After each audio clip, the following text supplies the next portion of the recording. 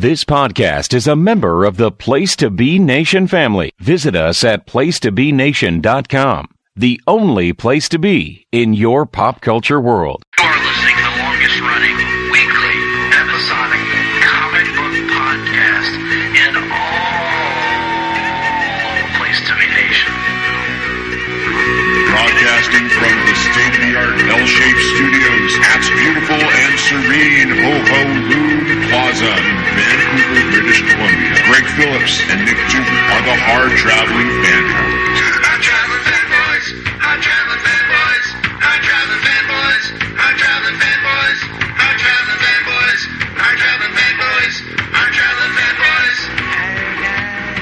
Welcome back, ladies and gentlemen, to the Hard-Traveling Fanboys studio in Ho-Ho Loon Plaza in full and serene Vancouver, British Columbia, Canada. I am Greg Phillips. With me, as he is every week here in the studio, is Nick Duke. And we are here to bring you a much welcomed new edition of Countdown. Been a while, Nick, since we've done a countdown. Yep, it has been quite some time, and here we are back again, finally, to hit people with it. And this is one that we've kind of kicked down the road a couple of times, and let's see how it turns out. I don't know. I think in the background you can actually hear me kicking that can down the road. So for those that don't know, of course, is our usually monthly, depends on if we're doing a theme month or not, look at at a list, basically. It's our version of the modern internet journalism, just making lists of things. And so it might be our favorites. Yeah, we're gonna update this theme pretty soon here, and Countdown will become 5 things we love and 4 things we don't about a given topic. That's right. And then maybe we'll do the top 11 reasons why you have to read a comic book. Right. And the 10 reasons you don't. So this month we're going to take in things that we don't like, actually. Because this month we are counting down what we consider to be the 5 worst character changes in all of comics. Now, this covers a lot of ground, and obviously we're biased towards things that have happened in our readership. So almost all of this stuff, I can't speak for Nick's list, but all of my stuff's going to be modern age, so 80s and afterwards. And that's not to say that there weren't terrible character changes from the 40s on, but we're kind of focusing in on the ones that we've read about and the ones that we've experienced and the ones that just got our blood boiling. Not that it's natural to be angry about a fictional character, but these are the changes that either made us shake our heads, react with anger and vitriol, go online and complain about things, whatever it may be. These are the changes that we feel like ruined characters or took the characters in directions from which it was difficult to recover or took a long time to recover, or just absolute boneheaded, head-scratching decisions, such as going for a fake field goal from 8 yards out that involves your third-string quarterback trying to run. Just decisions that leave you puzzled and scratching your head. So we're going to kick it off, and I'm going to let Nick start off this time around. Nick, give us your number 5. All right, so this is the one that I feel like is kind of testing the boundaries of this, because it isn't really a change to an established character, but it's one that I've talked about before on this show and other places. I'm going to go somewhat controversially and use a character here, and my argument here is that the change was from the original version of the character, and he was then filtered through the lens of the Ultimate Universe, and it was terrible. And of course, I am referring to Ultimate Cable. I am no fan of 616 Cable. I am no X-Men aficionado the way you and Tim Capel and the esteemed Jeremy Reynolds are. So I have no great, good feelings towards Cable. I have no real attachment to the character. But I know he's a cool-looking character. I always liked when he popped up on the animated series. And so when the time came for him to pop up in the pages of Ultimate X-Men, I was like, oh, this might be pretty cool. And the first issue, he's running around, he's hunting the X-Men, he's doing badass things. Everything's going well. I'm like, oh, this is going to be good. And then at the end of the issue, we get the big reveal that Cable is actually Ultimate Wolverine. Now, you may be asking yourself, why would Wolverine have a metal arm? Well, you see, in the Ultimate Universe, Apocalypse can steal other mutants' powers, and so he stole the future version of Wolverine's healing factor and then ripped his arm off. And because he didn't have a healing factor anymore, the arm didn't grow back, so he had a metal arm. And then later on, Apocalypse used Wolverine's own arm to scratch his face, to scar his face. That's where he gets the scars that Cable is known for as well. And no healing factor, of course.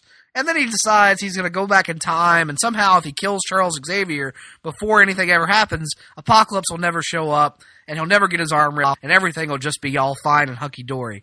But, yeah, man, this whole reveal of, like, Cable as just another version of Wolverine, so eye-rolling, so fan-fiction-y to me.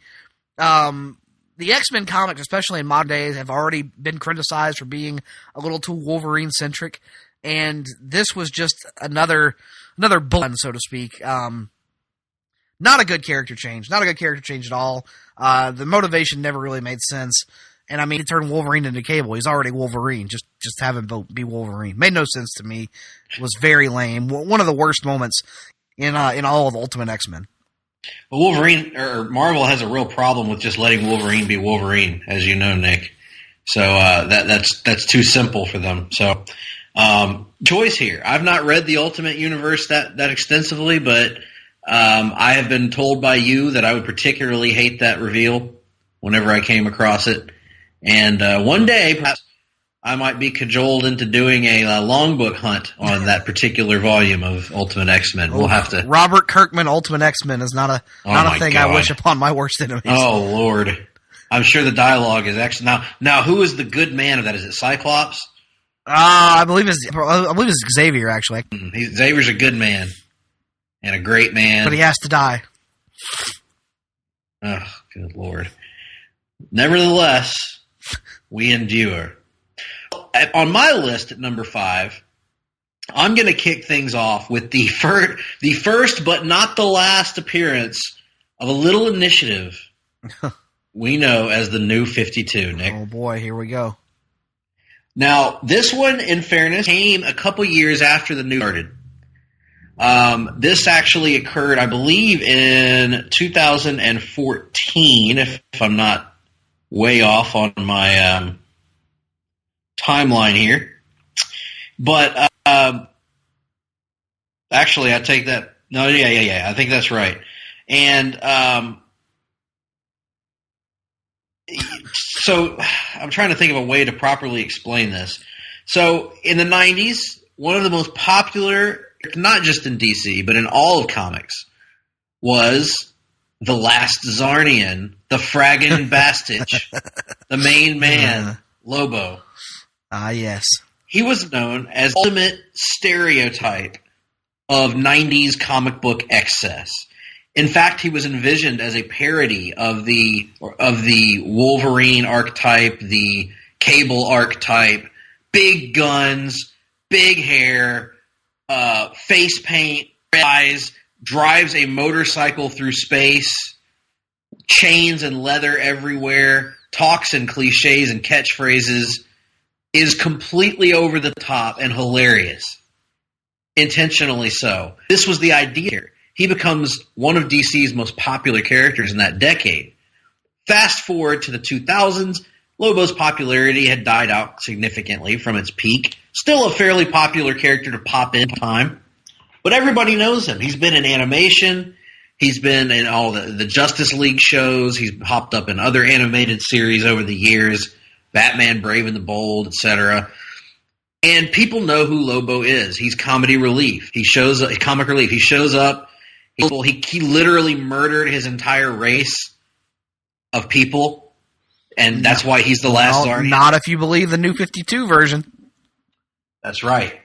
Because the New 52 decided at a certain point. Well, first of all, they introduced 2 new versions of Lobo. Because when the New 52 started, Lobo was a Zarnian slaver who had killed the rest of his race except for his beloved Princess Sheba.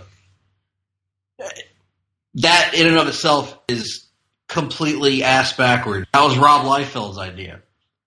Surely it can't get any worse, right?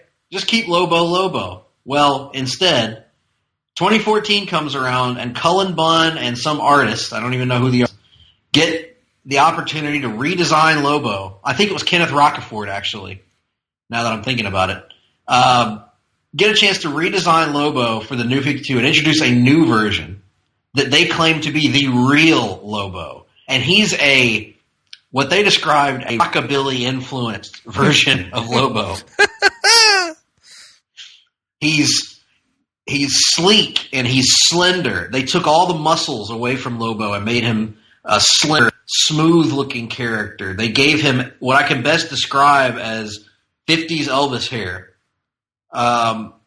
They smoothed out they made him look a lot less like Gene Simmons and a lot more like, I don't know, Ricky Martin or some pop singer. So he's thinner, he's slimmer. Also, and I'm going to read this from the Wikipedia entry for Lobo, cultured and well-educated, although ruthless. This Lobo is an mercenary and bounty hunter with a leaner physique. This new version sets course for Earth after discovering his counterpart, a Zarnian imposter, this of course being the Lobo that we had known for years, had been there. According to this version's backstory, Lobo was originally the body Zarnian royal family who utilized a Eucharist-like ritual involving the planet's lifeblood, pools similar to the Lazarus pits. Drinking or bathing in these pools granted participants regenerative ability, giving them to the Emperor and the Emperor himself to the entire planet. However, some unknown party contaminated the lifeblood, causing the Zarnian Empire and citizenry to go insane, which in turn forced Lobo to commit planetary euthanasia.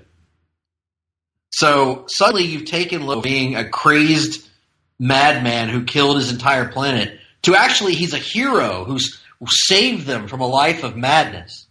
It was a horrific idea. Needless to say, the internet comic book community is already resistant to any kind of change. But this change went over like a fart in church. Or rather, like multiple farts in church. Fart in church. And people instantly reacted negatively to this. Nonetheless, he persevered. They launched a Lobo solo series, and they tried to make him a little more rough around the edges in it.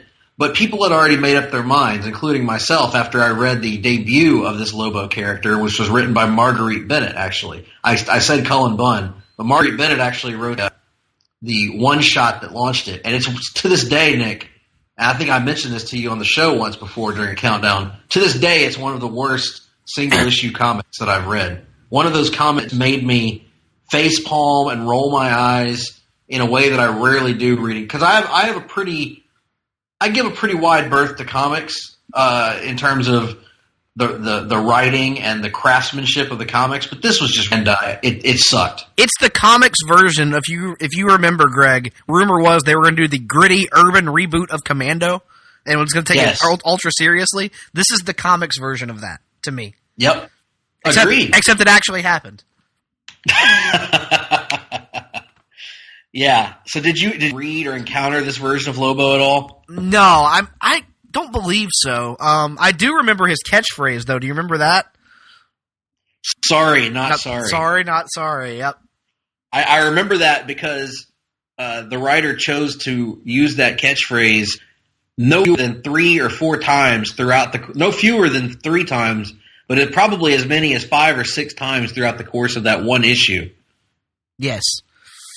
And then, of course, I most fondly remember the character with in the Rebirth era, with being an item in Larfleeze's collection, and Guy Gardner prevents anybody from releasing it. Yeah, with the line being actually best just to keep him on the shelf.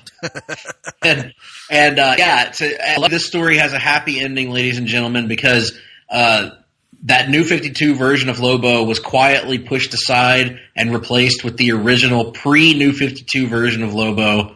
And so the only mention of that other Lobo has been that one reference in Hal Jordan and the Green Lantern Corps.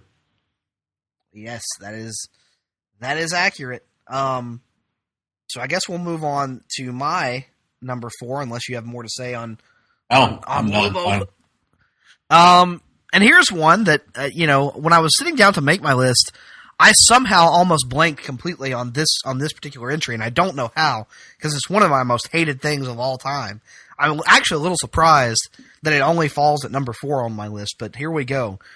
For me, I'm going to go back to the late 80s / early 90s in the Marvel Universe, and I am going to say that one of the worst character changes for me ever in the history of comics, and arguably there on my list now that I think about it. Let's talk about Eric Masterson. Oh. Now, Greg, you go ahead and give your interpretation of how that name should be pronounced, please. Eric Masterson. Only Throw funny. it down. Only funny to us. Or for that might be funny to maybe 3 other people in the world. Eric Masterson. Eric Masterson. So Masterson was a Norwegian architect, I believe, who somehow befriended Thor and went on adventures with him a couple of times. And when he was accidentally mortally wounded while in action, Thor made the unique choice to bond with him, to become to bond his godly form with a human, much like he had once done for the lame Dr. Donald Blake. And they did this once as a one-off in the Thor comics, and then they kind of undid it, then they redid it, and they kept teasing this idea of returning to the earthly identity for Thor, giving him a split personality again, forgetting that arguably one of the least interesting things about Thor in his early years was the Donald Blake thing. And it wasn't because of Donald Blake, it was because nobody wants to see Thor just walking around like a normal dude. Not every character needs a secret identity. You could argue that the lack of a secret identity to differentiate Thor from the rest of the Marvel Universe and set him apart during his most iconic runs under Walt Simonson and in the modern era under Jason Aaron. But I digress. In any event, they eventually go ahead and permanent Eric Masterson and Thor one individual. And this causes Eric Masterson to have to give up custody of his son because he realizes that his life as Thor will be too dangerous. Give me back my son! Even Thor all the time, he can protect his son, no problem. Whatever. But the main problem is that, much like Donald Blake, Eric Masterson was just a lame character. Like, they attempted to give him a little bit of pathos with the son angle, but by taking the son off the board so quickly, they never really explored that. And it became this dead weight around the character, this anchor tied to the ass of Thor, essentially, where we had to carry around a lame alter ego for what was only it felt like 10, for God's sake. And so eventually, there is an anchor tied to your ass, and his name is Eric Masterson. And what made it worse is eventually they decided they were going to bring back the original, or they were going to kill off the original Thor. They killed off Thor. And so they had Eric Masterson just become like the new Thor. They actually called him that, the new Thor, there for a little while, even though the other Thor was dead, and he didn't really look any differently than the old Thor. He just acted differently and had to pretend to use Shakespearean dialogue, basically fake it as an Asgardian and whatnot. It was just awful. And then eventually, when they brought Thor back, they decided that there was such a great need to keep Eric Masterson around, they were going to give him the identity of Thunderstrike. And what differentiates Thunderstrike from Thor, you may ask?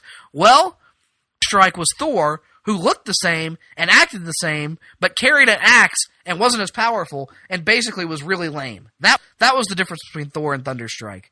Lame Thunderstrike? What? I said the lame Thunderstrike? The lame Thunderstrike. Not the ultimate male Thunderstrike, unfortunately. Oh. This was all terrible. It eventually culminated in Eric Masterson being killed by Blood Axe. Blood Axe was a yes.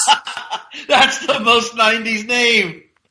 Yes, Blood Axe, who eventually was revealed to be his girlfriend, Jackie Lucas. Somehow that made sense. Anyway, he was eventually killed, and the way he was killed is that Blood Axe. He had to fight. He'd already killed Blood Axe, but he was worried that the curse of the Blood Axe, which was an item as well as the thing's name, was going to take over. It was going to take him over and drive him insane and make him kill people. And so he would kill him to prevent the curse of the Blood Axe from taking him over. But what happened was he had to fight Blood Axe inside his own mind.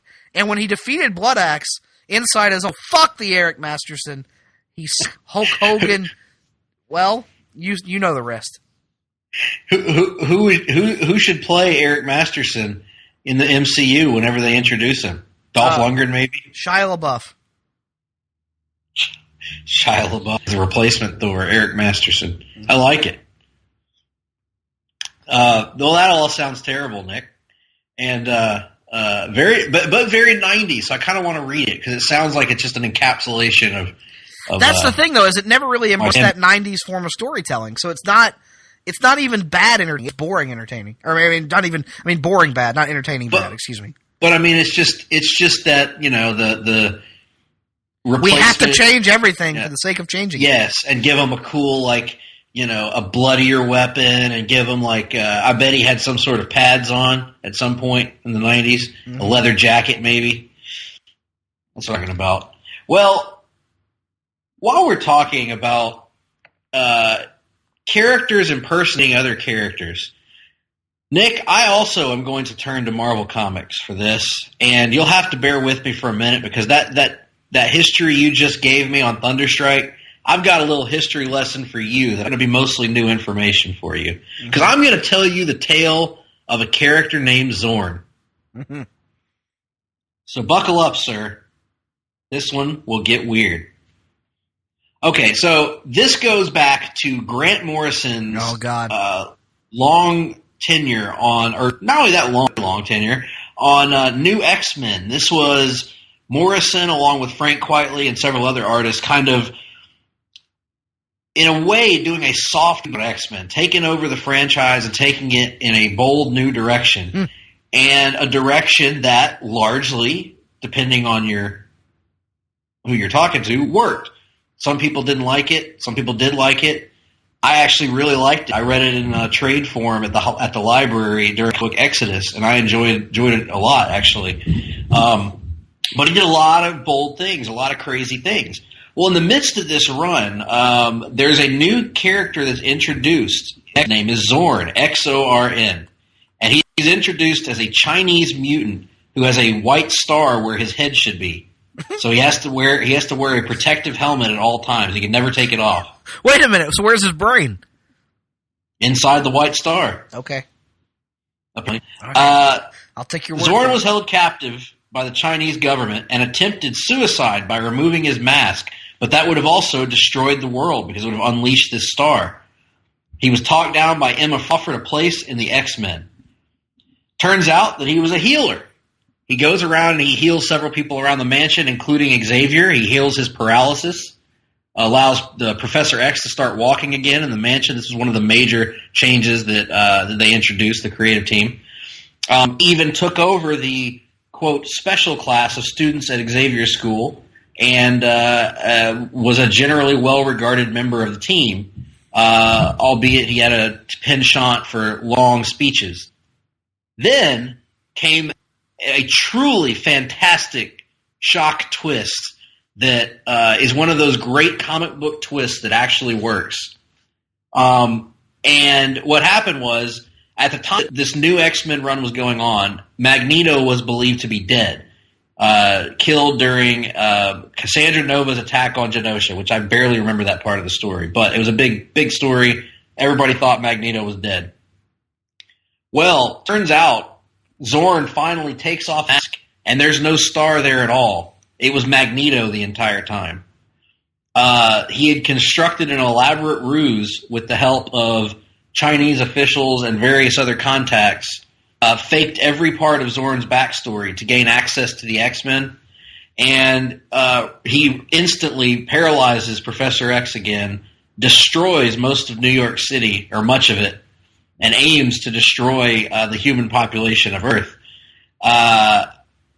And as a result, or not as a result, but the reason for all this is that Magneto has become addicted to this manipulative drug called Kick that mutants are hooked on around the world that enhances your abilities. It puts you on steroids, but it also affects your mindset and everything. It's truly like a mutant street drug. And Magneto has become addicted to this, and it is affecting how he makes his decisions. And he ends up defeated. It also turns out the influence of another creature that was kind of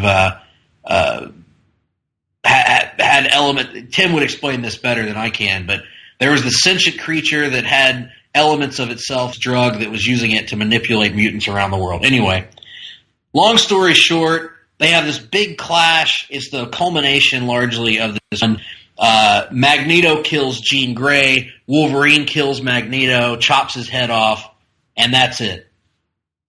Well, the editors at Marvel were not happy with this. They did not like. They liked Zorn as a character. They tried to convince Morrison to change his story to keep Zorn around. They didn't want Magneto dead. And because even if you brought him back to life, he had massacred a bunch of people in New York, and it's hard to redeem someone from that. Even though he's supposed to be a villain. The minute that Morrison leaves Marvel launches a new volume of Excalibur, Claremont and Aaron Lopresti, starring Professor Charles Xavier and Magneto living in the ruins of Genosha. Now, you might ask, Nick, doesn't Magneto not have a head anymore? Well, this is where it gets fun. Because Marvel reveals in that book that Zorn was not actually Magneto, but an imposter Magneto. And the real Magneto was not only alive, but completely innocent of all the things that happened in New York. Because then Zorn was some guy pretending to be Magneto, pretending to be Zorn. And then comes our boy, Chuck Austin. Chuck Austin, his run on X-Men, it's revealed that Zorn, his full name was Quan Yin Zorn.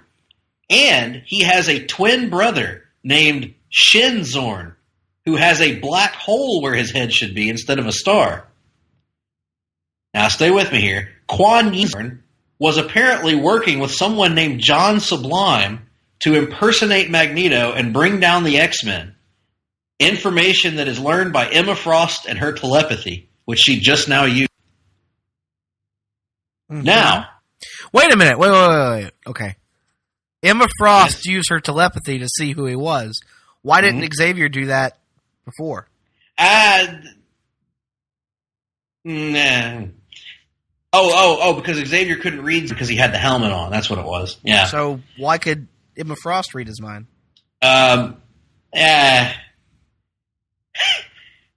Reasons. All right.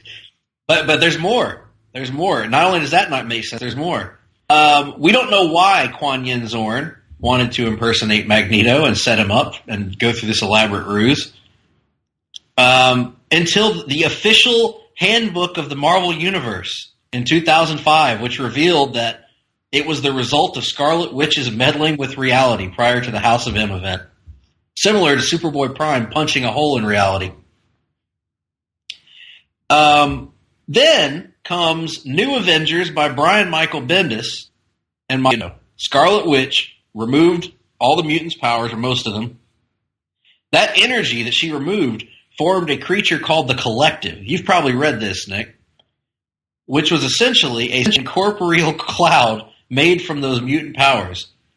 The Collective possesses an Alaskan man, Michael Pointer, kills Alpha Flight, and finds Magneto in Genosha. However, Magneto recognizes the dominant personality as being Quan Zorn. Zorn then explains that he took Magneto's image because he knew or hoped that Magneto was a symbol that mutant kind could rally around.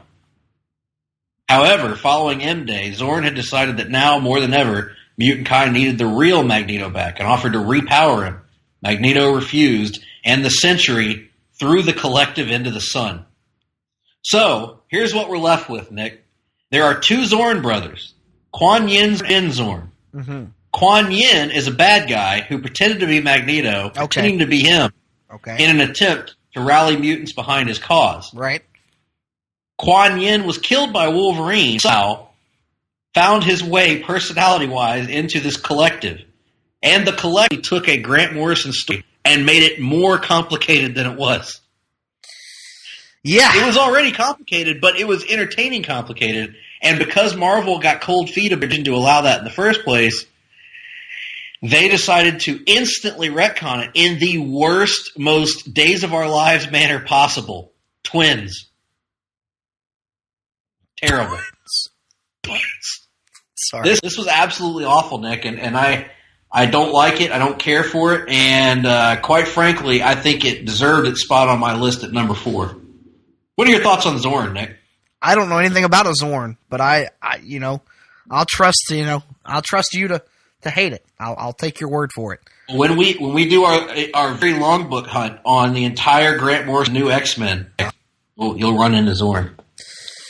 Well, speaking of Grant Morrison, I got something here on my list.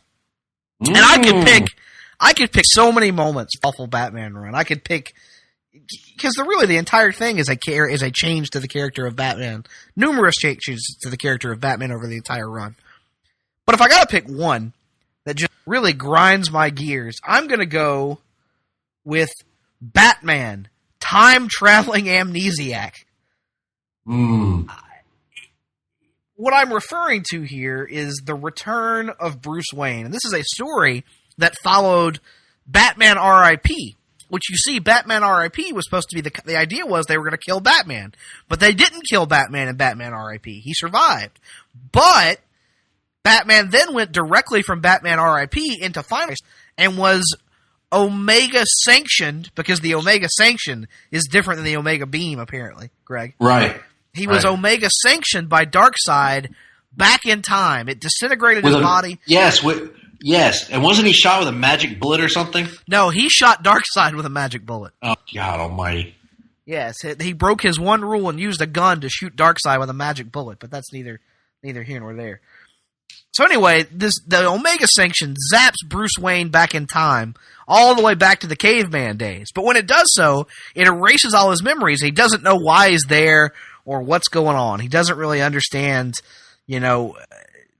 what exactly is happening to him. And so what proceeds to play out over the course of 6 issues is Bruce Wayne stumbling around trying to piece together his memories. And every time he does something that is Batman-like, every time he starts to recover a bit of himself, he is flung forward in time. So he starts, like I said, in the prehistoric times. And then he jumps forward to the Salem witch trials, in which he uses his detective skills. Then he jumps forward to be a pirate at sea. And then how do all this jumping through time again? Every time he does something where he recovers a bit of himself, he jumps forward through time. So, like in the prehistoric times, he's fighting this group of cavemen, and he beats them all, and winds up climbing down a waterfall or something. And when he arrives at the bottom of the waterfall, he realizes that he's been flung forward into Puritan times.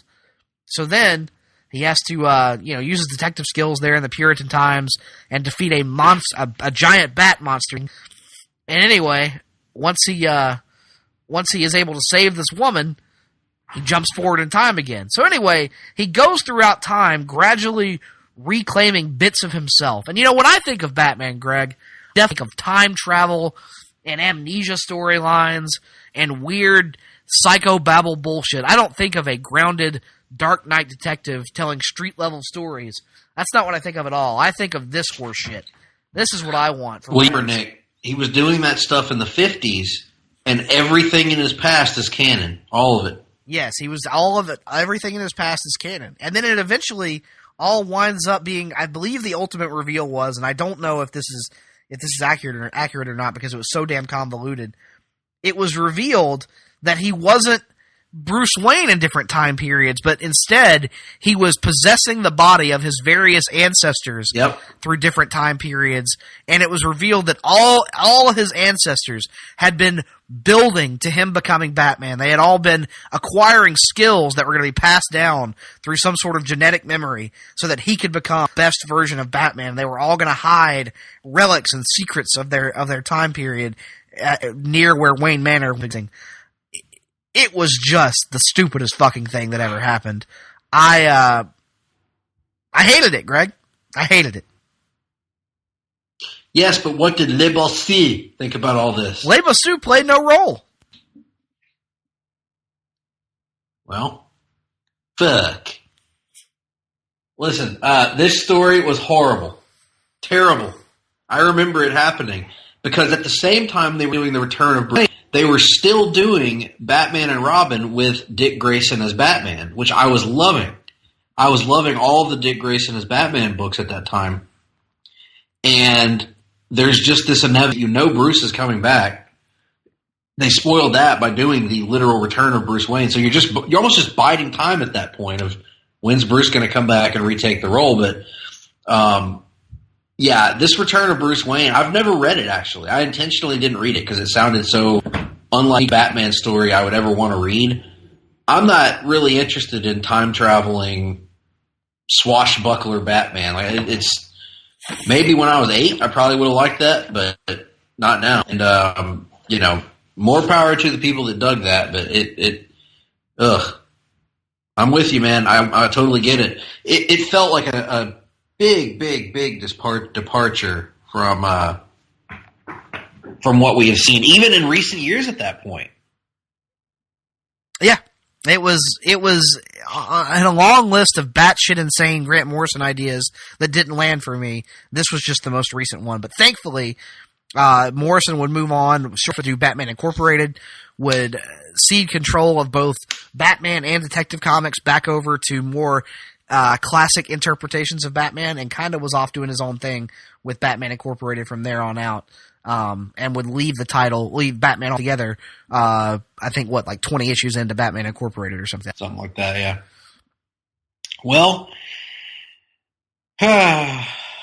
perhaps one day we'll revisit part of this Grant Morrison run. Shall we? Fair enough. Well, let's stick with DC Comics. And let's go a little bit beyond this story, not too far beyond this story, though, that we were just talking about, the Return of Bruce Wayne. Let's go to 2011, and let's revisit the New 52, shall we, Nick? If we must.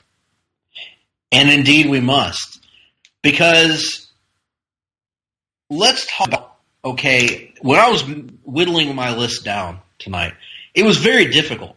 This was one of those difficult. Sometimes our lists are easy to put together. This was one of the very difficult ones for me because there were so many options that I could put in here. But one of the commonalities of a lot of these options that I was looking at for this list was taking an existing iconic character and fundamentally changing the things that make them that character. Changing their supporting casts, changing their philosophies, changing their age to make them younger because of this weird comic book editor philosophy, publisher philosophy, Dan DiDio philosophy that young people can relate more if the character is young. Mm-hmm. Which I don't think has ever really been as true as people make it out to be. Maybe in the 40s and the 50s and the 60s when you had the kid characters, I get that. But kids grew up reading Batman who were always portrayed as older men, as like adults in their at the youngest, their late 20s. Most of the time, they were portrayed as if they were in their mid-30s. Adults with jobs and lives. We as kids could never relate to because we were kids. We didn't have to relate to them. We thought they were cool. We wanted to be them. They inspired us. But yet there's this notion that you have to de-age characters and make them younger and hipper and change their costumes and change the casts and bring them into the 21st century and make them swinging singles, baby.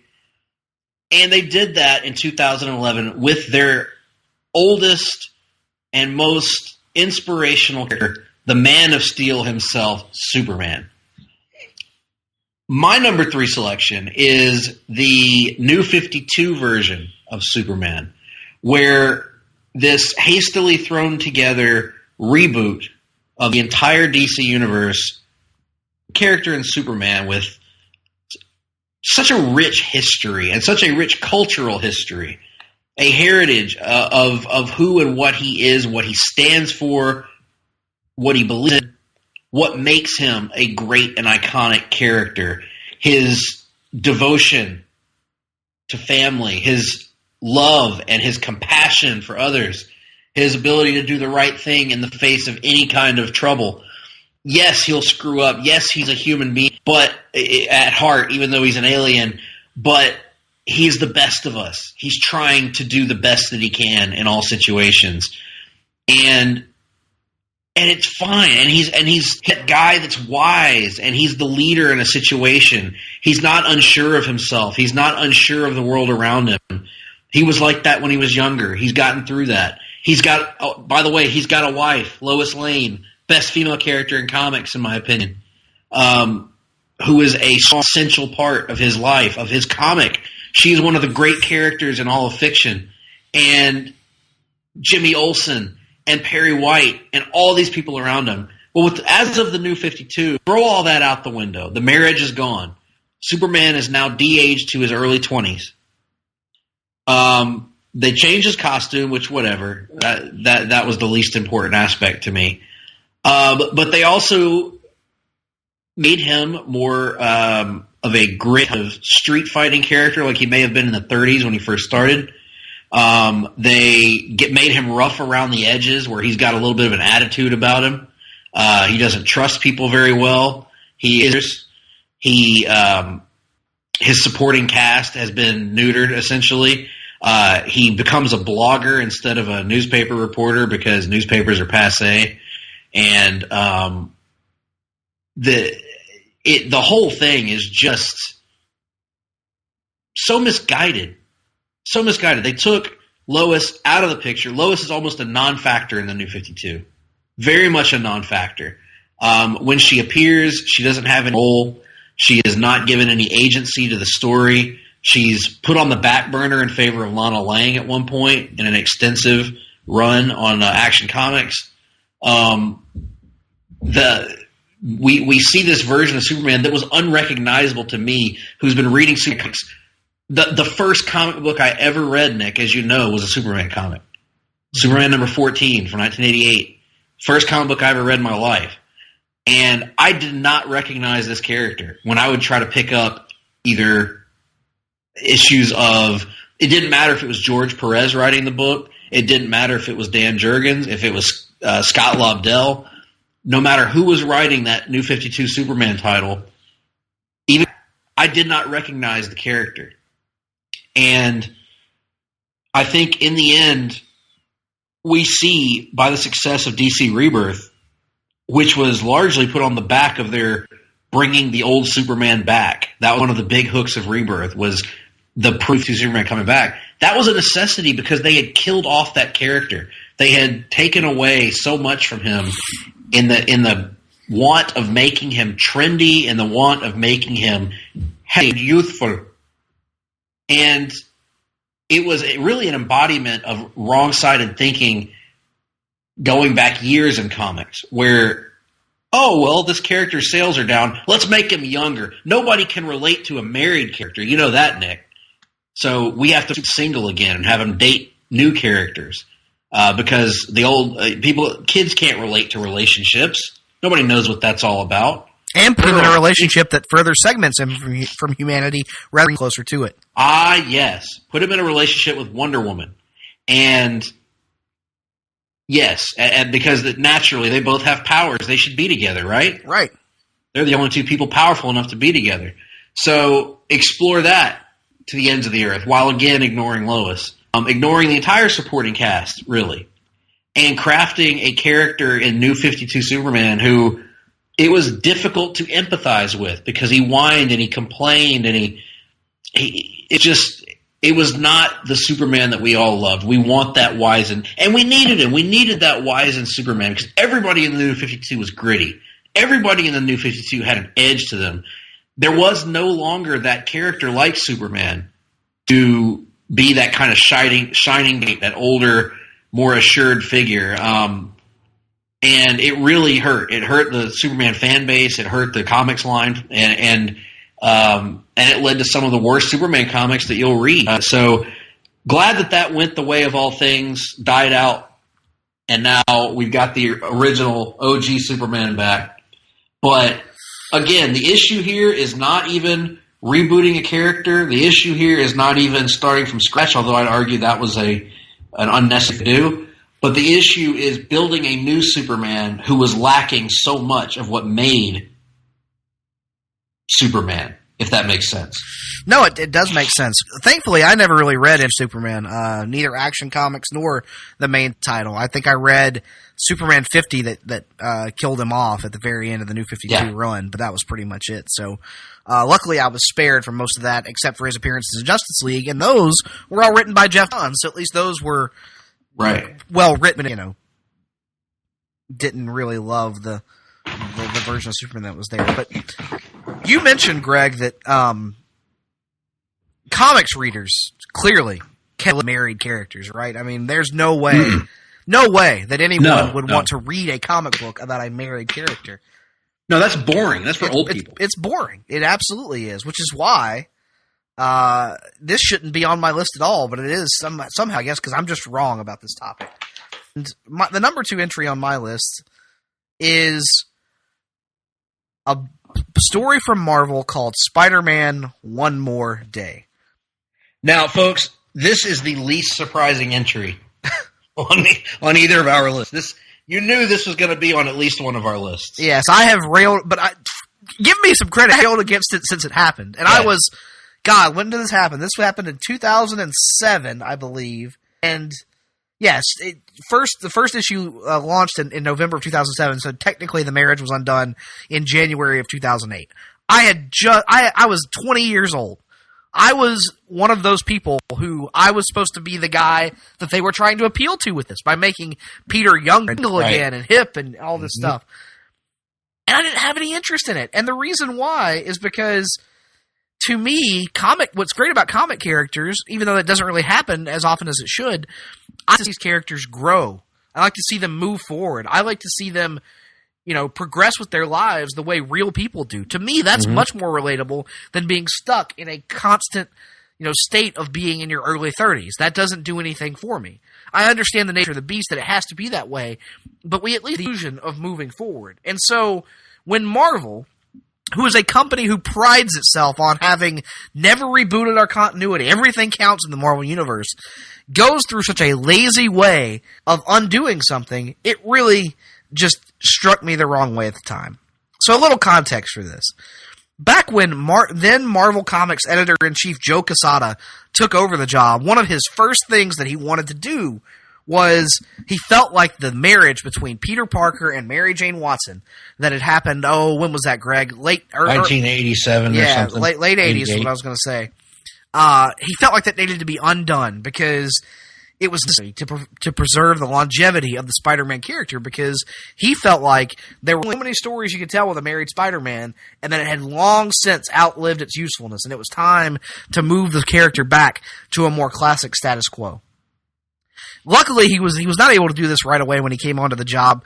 He kept searching for a storytelling mechanism, a way to do it, and eventually, when Civil War happened in 2000, it's almost like Nick. If a couple breaks up, you might think that they would just get a divorce. They would just get a divorce. We'll get to that. I got some quotes from Joey Q. I'm going to read here in a little bit. So he was looking for a way to get out of this marriage for a long time. And in 2007, events kind of started to materialize that were going to lead him to be able to do this. One was that longtime writer J. Michael Straczynski had finally announced to depart the title. He had been the writer for, a decade. A literal decade, I believe, at this point. He had been one of the tenured Spider-Man writers, and so Quesada wanted to see him off with a major storytelling development that would provide something of a fresh start for the new creative team. What also happened around this time was the event Civil War that saw Peter Parker publicly unmasked. So now you've got two points in the mind of Joey Quesada, even though, by the way, he gave the okay to the public unmasking. The problems are you've got a Spider-Man without a secret identity, so he is, and you've got this married Spider-Man. Both of which he thinks are terrible things, even though I would argue there's a lot of story to be mined there. I think both of them are good things. Of a Spider-Man who's married, has a family, and everyone knows who he is. There's a lot of material to be mined there. And all that material was, of course, mined Just 4 issues. That, of course, being the 4-issue story, Back in Black. What happens in Back in Black is after the events of Civil War, Peter is disillusioned.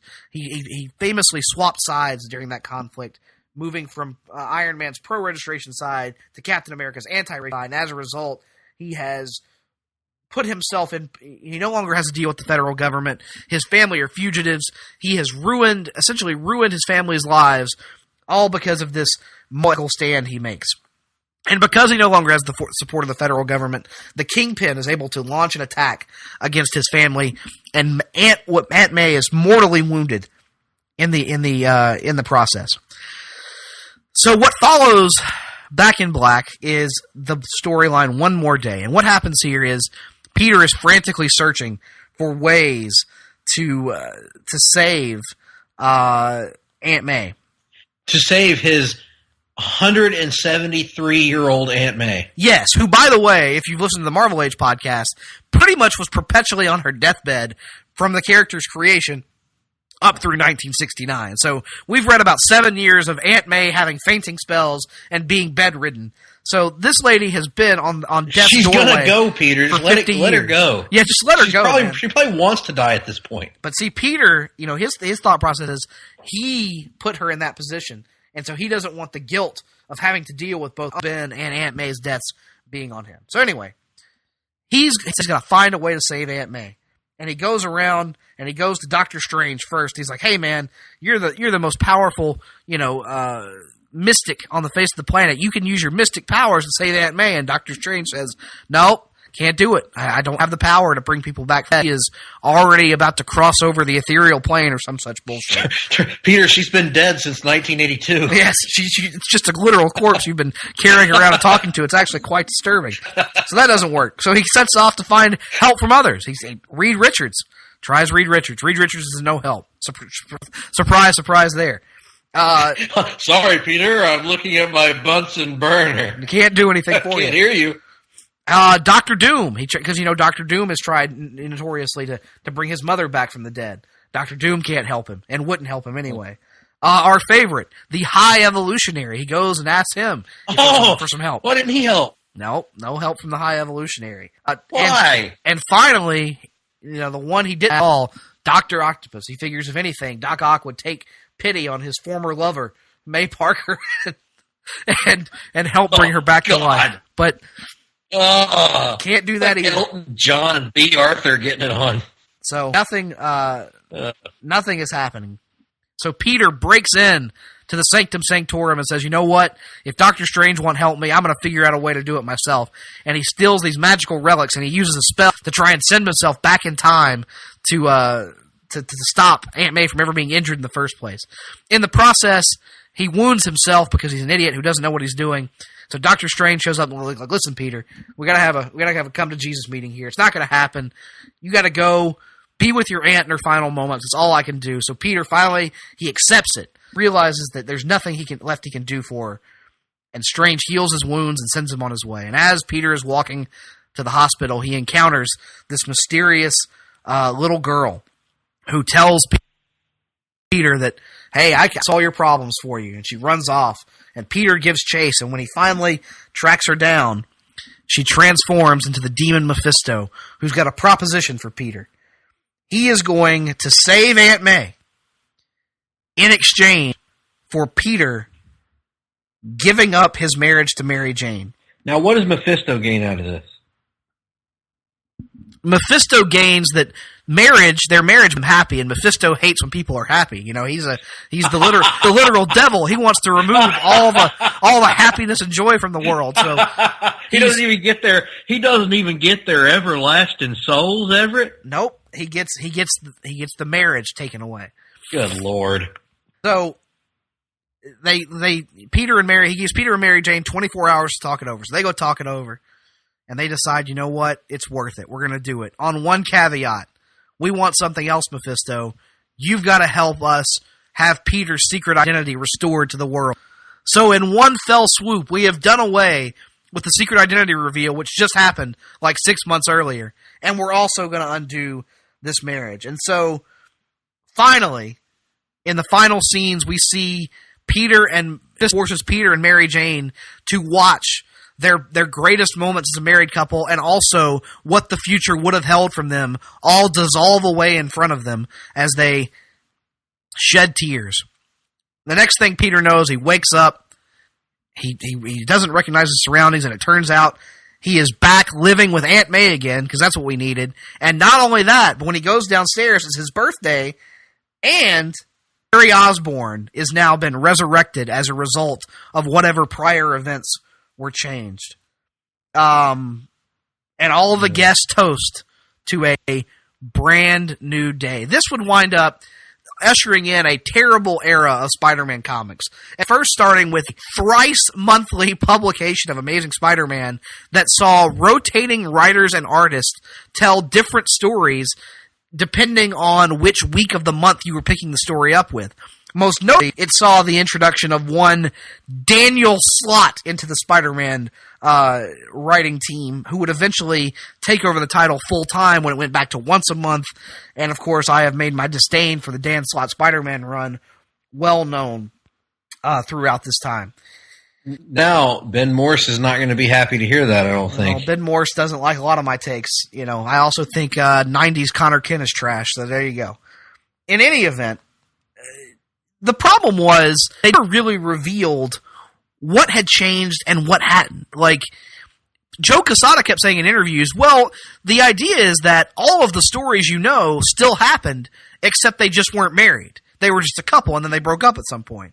And so people would say, oh, what about Mary Jane being pregnant? Like, well, that one didn't. And they're like, but you just said all the other things happened. And he'd be like, well, you know. So eventually they tried to kind of massage this a little bit with a follow-up story called One Moment in Time. Because actually wrote this himself to kind of clarify some continuity changes. And what wound up happening, the reveal was this. Mephisto's only change to the timeline was that on the day of Peter and Mary Jane's wedding, he set a criminal free from prison who Spider-Man had to stop on the way to his wedding, was late for his wedding. Mary Jane got mad because he was late and realized that being Spider-Man would always be a higher priority than his marriage and wound up calling the whole thing off. Fucking stupid. Because they had gone over that many times in the lead up to the wedding, if you recall, or if anyone recalls. It just made no sense. But not only that, they revealed that the person who actually saved Aunt May from her injuries was Doctor Strange, despite saying in One More Day that he literally could not save her from her injury. Not only that, they revealed that the way that people didn't remember his secret identity was Reed Richards, Doctor Strange, and Tony Stark got together and secretly engineered a specialized the extremist virus from Iron Man and spread it across the entire globe. And the only thing this virus did was keep people from knowing that Peter Parker was Spider-Man. Oh my lord. Now, you know, I have railed against this for many years, and you asked, Greg, you asked right up front, why wouldn't they just do a divorce? That, you know, why wouldn't they just have a divorce? It makes the most sense, right? You could do that. I mean, do it. You know, just do that. Well, Joe Quesada, I had a little bit of, let's see here. I'm trying to find the exact quote. I had it. Oh, where'd it go? Give me one moment.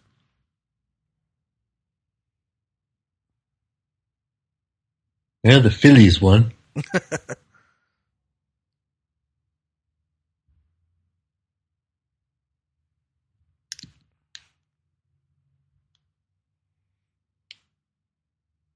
Come on, where is it? Damn it. Well, you're searching for that. I'll kill time. Okay, here we go. Quesada feels that, here we go, that this to deal with Mephisto is a better resolution than Peter and forced because it would, quote, indicate they gave up on their love, that their life and love together was so awful, so stressful, so unfulfilling, that they had to wave a red flag and walk away from it. They quit on their marriage, and even more tragically, they quit on each other. Instead, we had to make them deal with the devil, because that isn't as bad. Peter and MJ didn't quit on their love. They sacrificed it to save a life. And that, to me, is a pretty heroic story. Yes, nothing more heroic than making Satan. Deal with the literal incarnation of Satan. Now, in the years since... A selfish deal, because the reason that they're making that deal is so Peter won't feel guilt about something he did. Yes, exactly. Giving up all these things that had helped to differentiate Spider-Man from other Marvel heroes in 1987. The marriage was a defining characteristic of the character. And again, if you don't want to do it, I would argue that there's a much more relatable and, human way to tell that, telling the story of someone going through a divorce. It doesn't have to be an ugly divorce, but it can be something where you're like, hey man, this just isn't working out for whatever reason. That's something that happens to real people every day. If the Marvel Universe is supposed to be a reflection of the universe outside our window, what's more realistic than that, than showing a divorce in a world where marriages end in divorce? It's extremely frustrating. But what has been even more frustrating is over the last 5 years, Marvel has continued to poke and prod and taunt people by continuing to tease that they might undo it at some point. And you might ask yourself, well, they probably could do that. Why don't they do that since they now have a younger, hipper Spider-Man and Miles Morales running around anyway? Wouldn't it serve to differentiate Miles from Peter? The answer is yes, it would, but they won't because they suck. The end.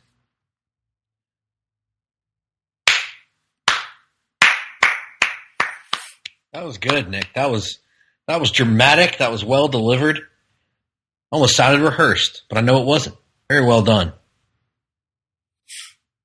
And I support your you're putting it on your list. I think it was a worthy entry because again, Nick, it comes down to the principle of taking everything that made Spider-Man unique, or many of the things that made Peter Parker in particular unique, and stripping them away. Mm-hmm. I think I know where you're going with this. Well, I'm going to have to hold that because I'm going to come back to that in a minute. Because before we get there, there's another example of it than the one that I think you were thinking of.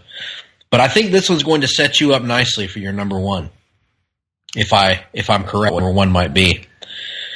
My number two is another long-standing character who came to prominence largely in the 1960s. And a character who has become near and particularly in the last couple decades. A character who at one time resembled Dan Quayle. A character by the name of Hal Jordan, the Green Lantern. That's my... Mm-hmm. I'm going to set you up perfect, Nick, because I'm going to focus on one aspect of it, and then I'm going to just volley it over to you to handle the rest of it. So, my number two is the transformation of Hal Jordan into the villain Parallax.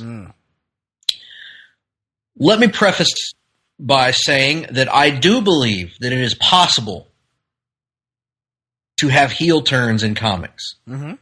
I think it is possible to tell the story of a natural heel turn in some isolated cases. I think we also should preface this entire segment of the show with we still hate this despite the fact that it laid the foundation for one of the greatest things to ever happen in comics, Jeff Johns' Green Lantern run. We are analyzing this as it happened, not as it wound up being used and retconned and improved 20 years later. Right. I also say this knowing that there were comics that came out of this. There were good. There were some good Green Lantern comics that came out of this, and some bad ones, and some forgettable ones. But what I'm talking about is this transition of Hal Jordan to Parallax. There is a way to tell a heel turn story in comics. It has to be delicate. It has to be sparingly done, but it can be done. We've seen it.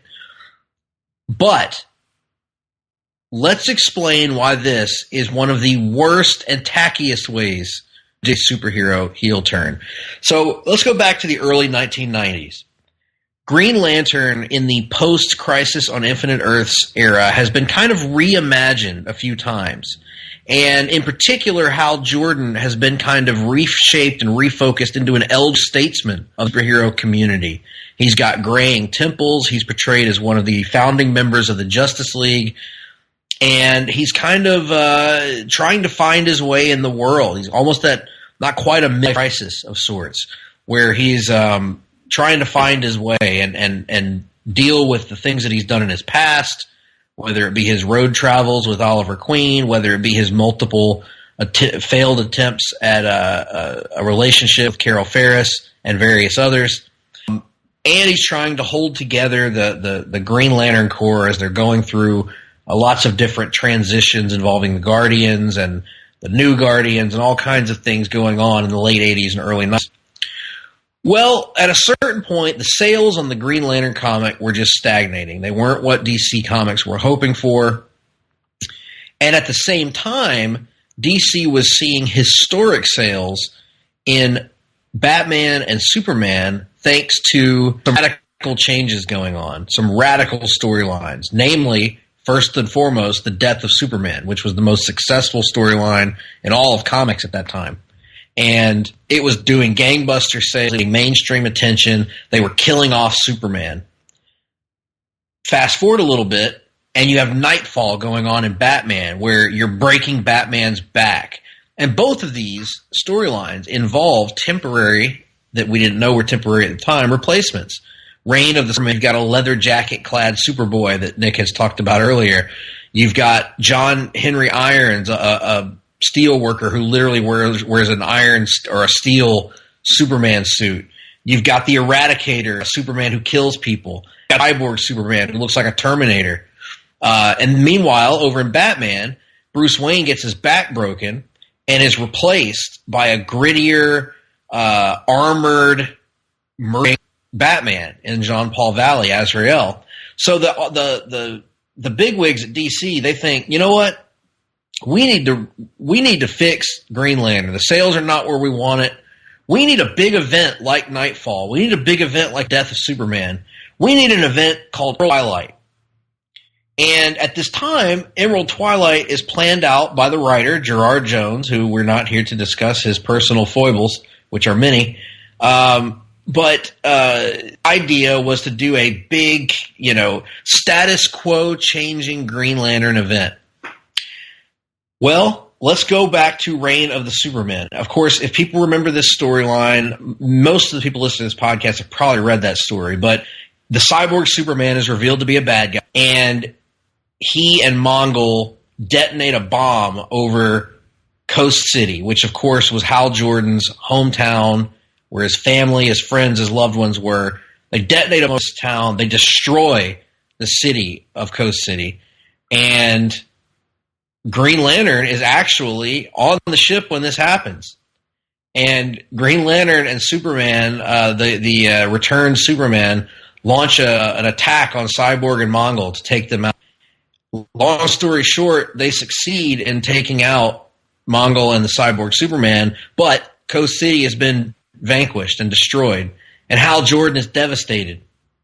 You would think if your entire town were destroyed, well, maybe not. I don't know. Yeah, absolutely. So, yeah, so we're having a bit of a connection issue here in our studio where we both are in person. So I'm going to ride it out for a moment by killing time and talking about you're good. Green Lantern. So Green Lantern is there, and he takes out Mongol. He has his arm broken at some point and puts it in a green.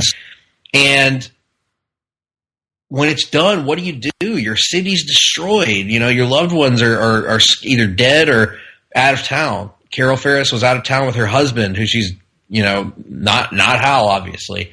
And Hal's left to kind of pick up the pieces. Well, here's the problem. If at this point Hal Jordan suffers a psychological break and it drives him crazy that he can't get the power to restore Coast City, it might make some level of sense. He might be able to pull that story off.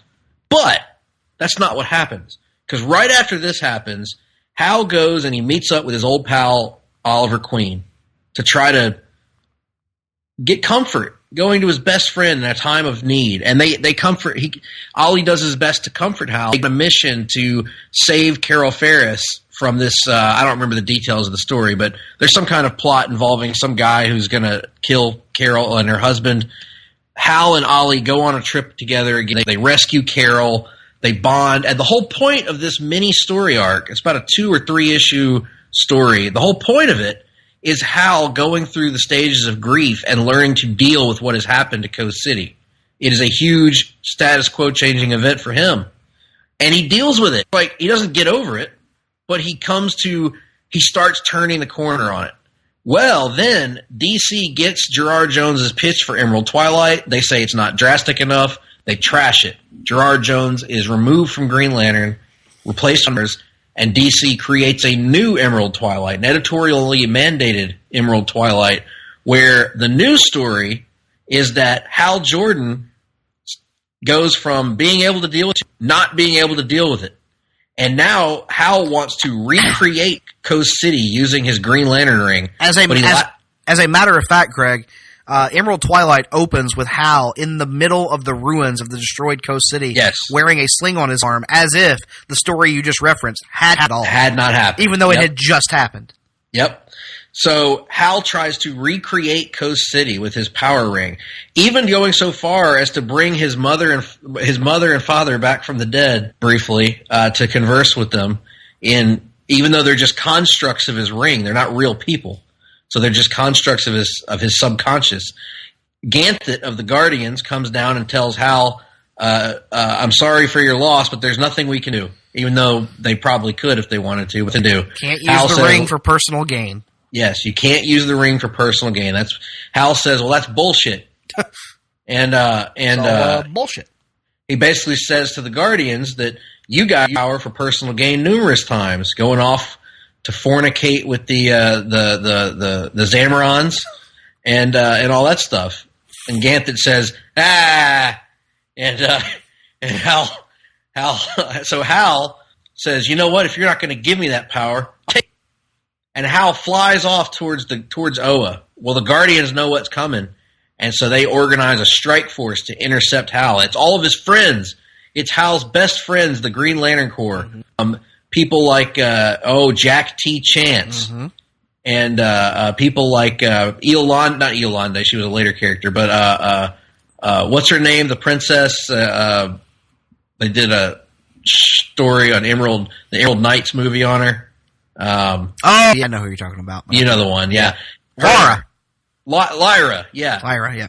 And she's there. Arisia, I think, shows up at one point. Kilowog, I believe. Kilowog shows up. The Guardians even go so far as to free Sinestro from his prison inside the Green Lantern Battery, tasking him with taking out Hal Jordan, stopping him from getting to Oa. And Hal not only fights all of these people along the way, he kills them. He kills his best friends as he's flying through space and fighting them, or renders them useless or inert or leaves them for dead in the vacuum of space. Finishes it all off by breaking Sinestro's neck. And then he goes to Oa and he kills the Guardians and he absorbs all the power in the Green Lantern Battery, the Master Battery, and he emerges as Parallax. And then, in the 0 Hour event, he decides to destroy the universe and recreate it in his image. Mm-hmm. So in a span of a few issues, Hal Jordan has gone from hero who takes out Mongol and Superman and saves his ex alongside his best friend to the most evil man in the universe. Mm-hmm. This is not how you do a heel turn, Nick. No, it is not. This is the equivalent of Dean Ambrose turning heel and the next week coming out promos about how stinky the fans are and it being a toxic waste zone. It's horrible. It's stupid. From the get-go, I hate it. Even as a kid, Nick, I had no strong attachment to Green Lantern when I was a kid. I wasn't a regular reader. I had some issues here that I would read that I thought looked interesting, but I wasn't a diehard Green Lantern fan or anything. But I hated this when I was a kid. I didn't think it was cool what they were doing to Hal. I didn't buy it. I thought it was a cool story to tell of him being a hero turning into a villain, but I didn't like the way they did it. I thought his costume was cool as Parallax, and I'll give him that. But this was just it was so obviously editorially mandated. It was so not in keeping with their own stories that intended. And again, as you mentioned, Nick, trying to ignore that the previous issues had even happened. But then also the transition for Hal of going from 0 to 100 on the East so fast. There was no organic build to it. He goes from I'm sad that all these people got killed to I am so sad and angry about it that I am willing to kill people that I have gone to war with, my brothers and my sisters. I'm willing to kill them just so I can get there and enact my evil supervillain plot. Yeah, I agree with all of this. This is my number one entry is this, and I kind of combine this entire year of Green Lantern stories into one thing because they massively overhauled the entire concept of what it meant to be a Green Lantern in the DC universe. So you have covered that excellently. I'll pick up and say it's not just enough that they took Hal Jordan and ruined that character. They then followed it up by, the Guardians are gone except for Ganthet. Ganthet survives. Ganthet is able to live on. And instead of relaunching the Green Lantern Corps, instead of, again, taking and using the Green Lantern Corps, the core, the idea of the central power battery, and the thousands of Green Lanterns, and the idea that every lantern uses the ring differently, and the idea that the ring has to choose someone to be worthy of induction into this Corps. Mm-hmm. Instead of keeping that central tenet and that defining character of Green Lantern as a concept, DC scraps it all, and they said, nope, we're just going to have one Green Lantern, just one Green Lantern. And does the ring choose him? No. Gets up on Earth and gives it to some guy. And that guy, Kyle Rayner. And here I am. A young, struggling artist. Kyle Rayner. Who's a single guy that swings around, not unlike Spider-Man in terms of his, he's a young, artistic guy that lives on his own in an apartment, has a hot girlfriend. It was just, let's make this character younger and hipper and fresher. Let's make him 90s. And, oh gosh, you go ahead, Nick. I don't want to interrupt you, but man, you're really touching it off for me here. But here's the problem. Despite his hot girlfriend, despite his artistic ability, Kyle Rayner was a boring-ass character. And I'm going to say it, Kyle Rayner was boring until Jeff Johns made him better. The Ron Mars stuff is nothing to write home about. I don't give two shits about it. 90s Kyle Rayner can suck it for all I care. But in addition to replacing Hal Jordan with an inherently boring character, they also ruined what made Green Lantern cool in the first place. Yes. Lantern is supposed to be an expansive mythology, bigger than just one character, almost like its own entire universe added on to the DC universe. Worlds upon worlds, thousands and thousands of characters. And if you didn't like Hal Jordan, that's cool because you could like Jon Stewart, or you could like Kilowog, or Regia, or Guy Gardner. Any of the Alien Lanterns, except none of those are Green Lanterns anymore. No. Not a Green Lantern, they would undo that pretty quickly. Guy Gardner, not a Green Lantern anymore. Kilowog, gone. Arisha, gone. Chip, gone. Tomar Ray, gone. Salon, all of them gone. No Green Lanterns, no Corps, no nothing, no larger unit that Kyle Rayner has to figure out how to operate within. Instead, he's just another Earth-based hero operating alongside the Justice League with a secret identity and nothing else to differentiate him from anybody else. Thus, we embarked on 10 years of bad Green Lantern stories. There, I said it. I'll stand by it. I've read every Green Lantern issue in the history of the character.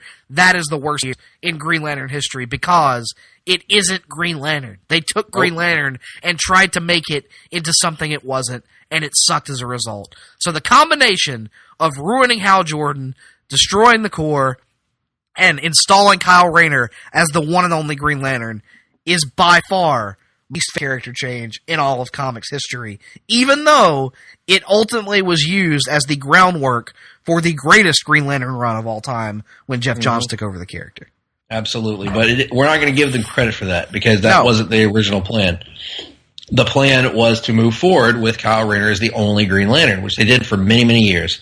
And the word that I've often used to describe that, Nick, is reductive. Mm-hmm. Because it was a reductive approach to the Green Lantern myth. They took something grand and they shrunk it down and they made it like anything else. He has a magic, what does Grant Morrison refer to as a wishing ring? Mm. A magic wishing ring. And that's the only thing that makes him different, is his weapon. But that was never what Green Lantern cool to me, or cool, or it wasn't the weapon, it wasn't the green ring, it was the mythos. It was that you're on this team. You're part of a unit. You're part of a universe-wide collection of people that have this magic ring in different ways. And maybe you don't all get along, but you're going to have to interact with all these strange and interesting, weird creatures. And now you're turning Green Lantern into Nova or any other character that occasionally ventures off into space. You know, I'm never in favor, or rarely am I in favor, of changes to a character that make them more like other characters. Right. And that's what they did with this. I agree with you. I resented her for many, many years as a comic book fan, even though I missed a big chunk of that Ron Mars run. I resented the character until Jeff Johns, Dave Gibbons, and Peter Tomasi kind of reimagined him in the pages of Green Lantern Corps after Rebirth happened. And Green Lantern Rebirth, that is. And that's when I started enjoying Kyle Rayner, but not until then. And I know there's a lot of people that are going to find that controversial, but I don't care. That's just I lived through it. That's how I always felt that way. Even when I was 10 years old and I was the target audience for Kyle Rayner, I thought Kyle Rayner was lame. I thought he was repetitive. I thought he was too many characters. And I resented the fact that they were crapping on an entire mythology, an entire universe of characters in favor of pushing the new shiny thing. You know, it's the equivalent of Poochie on The Simpsons, the Itchy and Scratchy and Poochie show, where here's this brand new, we're going to tell you how cool he is and have everybody else talk about how cool he is and have kind of an edge about him. And there's nothing less cool than that. So, awesome selection for number one. Ultimately, I hated that, Nick. There's one character that I think was done even less justice. Yes, go ahead. Because at number one, I am taking, you could argue, is an innocuous aspect of a character, but I would argue that this particular story and this particular decision, more than that, fundamentally altered the course of my favorite Marvel character and ruined him, and he'll never recovered from it in the comics. My number one selection is the decision to reveal the origin of Wolverine. And it was done, of course, in the book Wolverine Origin, which we've talked about on the show before. Paul Jenkins, I believe, wrote it. And I think maybe Joe Quesada drew it. It was Quesada's idea.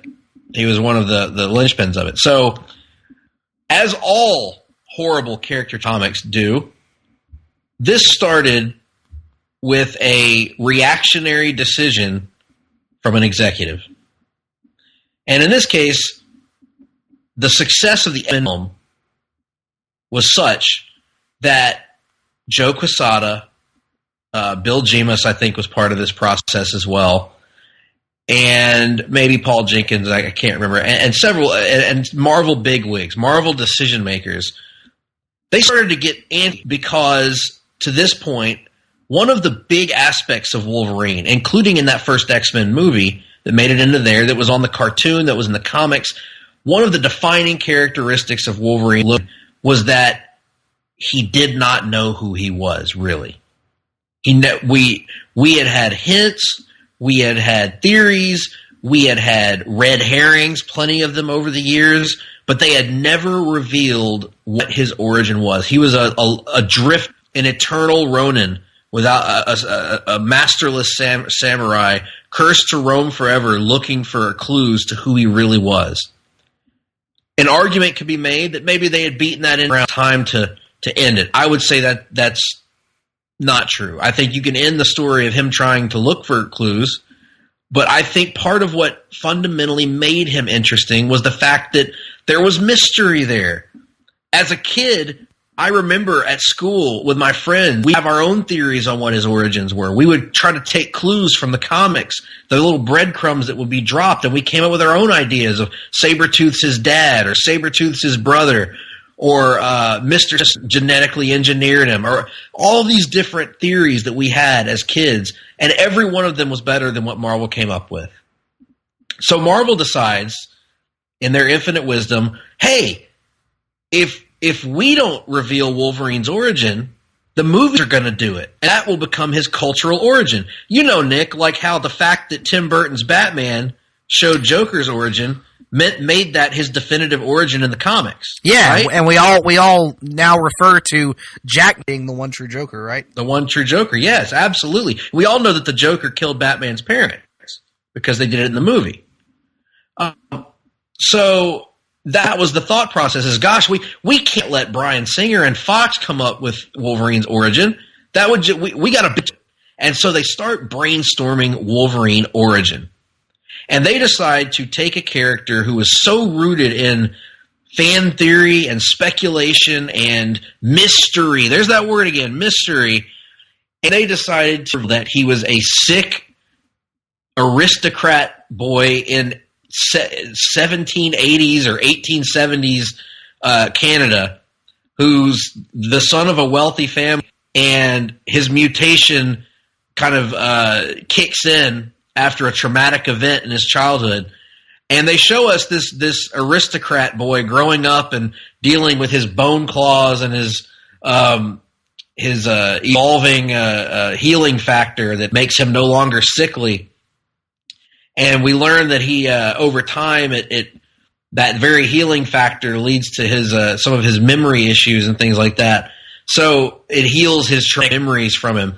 And regardless of whether anybody thinks Wolverine Origin is a good story or not, I'm not going to debate that. I didn't like it, but some do. That's not the point. The point was the very idea to reveal Wolverine's origin fundamentally altered that character, because now we know as an audience what origin is, and eventually they told the story of Wolverine finding out what his origin was and who he really was. Then all the mystery's gone. Not only does the audience no longer have to find out, have nothing left to find, Wolverine himself has nothing left to find out. So that began a decade-plus long tenure of them, as Tim and I have talked about, completely forgetting the point of Wolverine. Wolverine, in that decade, became the leader of the X-Men. He became Cyclops, essentially. Remember that CM Punk and John Cena promo where CM Punk tells John Cena that you've become the thing you hate the most, you've become the Yankees? Mm-hmm. That's pretty much this. Wolverine becomes Cyclops. He becomes the do-gooder leader of the X-Men that runs the school and teaches the classes and speaks properly and all that stuff.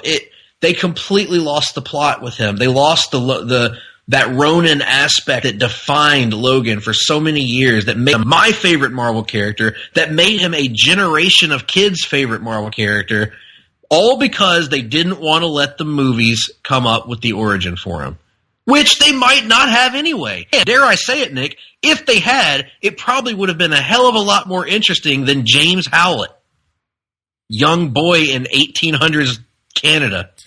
Because the movies eventually wound up using the stupid aristocrat thing, like in X-Men Origins Wolverine. So it's a bad comic story that led to arguably a worse movie. Absolutely, 100%.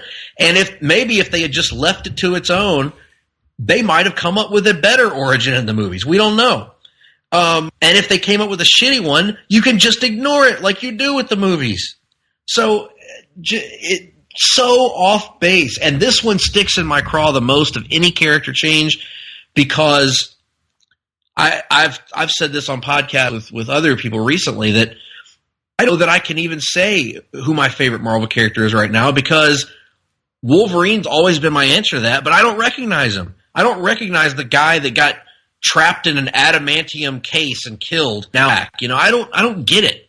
I recognize Old Man Logan. That's kind of the Wolverine more of the Wolverine that I grew up reading. But they took a character who was so simple and so iconic and so easily attached, and they've, again, Nick, taken away everything that made him unique. Yeah. I mean, you pretty much nailed it. I have never actually read Wolverine Origin. Somehow. I don't know how. And I don't have any intention of ever doing it. It's like if they were to do a definitive Joker origin in comics. Like, it defeats the entire point. It takes what makes that character special and throws it out the window. And I have no interest in ever reading it. Yeah, it's the equivalent. We've talked about this with that Joker. Anytime they talk about revealing the Joker's origin, we mention this, that it's the same deal. The Joker is that same kind of character that if you know his origin, it takes away something from him. Mm-hmm. And that's the case with Wolverine as well. And he's a character that, not maybe they can redeem him somehow at some point, but if ever there was a character that I would like to one more day, it would be one more day where he makes a deal with Mephisto where his origin never happened. He became he comes out of, or that was revealed to be a mirage or an illusion or whatever. But I just hate it so much. But anyway, what did we get right or wrong? I know we're going to hear some blowback on some of this stuff. So hit us up. On Twitter, I am at gphillips8652. He is at Nick Duke 87. And if you do disagree with any of our choices, you can also tweet us at our burner account at JRsBBQ. You can go to the Place to Be Nation Comics Facebook page and leave us your list of the 5 worst character changes in comics. Do you agree with some of ours? What are some of the ones we might have forgotten about or left off? Are there any out there that you guys want to bring some attention to as being particularly painful or angering to you? And real quick, Nick, I'm gonna read off a couple of my honorable mentions that just missed my list without getting into too much of the details here. I had Wade Hal Jordan, if you remember that, from the end of the New 52 era. I have Teenage Iron Man from the 90s. This was when a time-displaced Tony Stark was brought in to be the hip, young, new Iron Man, replacing the evil, old Tony Stark that we all knew. And that was back in the 90s. I have DC wasting the Red Hood by changing him from a villain to a rather generic hero back in mid-2000s. And I have, finally, Guy Gardner Warrior. Enough said on that. Well done, sir. Well done. Any for you? None. Very good. Well, folks, let us hear those lists. Shoot them our way on Facebook. Shoot them our way on Twitter. Or you can tweet at PTBN Comics. And in the meantime, we're going to take a break. And when we come back, we've got Reading, Watching, and we've got the rundown. Promotional consideration paid for by the following. Place to Be Nation's Justin Rosero and Chad Kimball here, and we want to let you know that we have a ton of great podcasts available to you on iTunes, Stitcher, Google Play, and PlaceToBeNation.com, and we now offer them to you on 2 great feeds. On the Place to Be Nation Wrestling feed, we bring you the Mothership, the Place to Be podcast, Main Event, Survey Says, Wrestling Warzone, a Monday Night Wars podcast retrospective, No Holds Barred, Jeff Learns Wrestling, and our monthly pay-per-view reaction shows. On top of that, we're also dipping into the vault, re-releasing the entire catalog of where the big boys play for your enjoyment.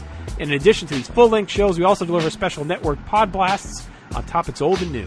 The Place to Be Nation Pop feed is loaded with great content, offering such tremendous shows covering the land of pop culture, such as Geek and Sassy, Talkin' Pop, the Glenn Butler Podcast Hour Spectacular, Sunday Groove, PTB in Play, Freak Out Drive-In, Songs with Friends, Looking Forward, Looking Back, and Lucha Undead, as well as a veritable podcast heaven for comics fans with the Hard-Traveling Fanboys, Sellers Points, Conversation Comics, DC Post-Crisis Management, Marvel Age, and Marvel Age Masterclass, plus weekly pod blasts that cover the gamut of comic topics. The feed is also filled with insightful sports content, including the NBA team, This Week in the NFL, and more. And you can find all these current shows, plus archives of our past podcasts, including The Kevin Kelly Show, as well by subscribing to both feeds on iTunes. And while there, be sure to rate and leave feedback as well.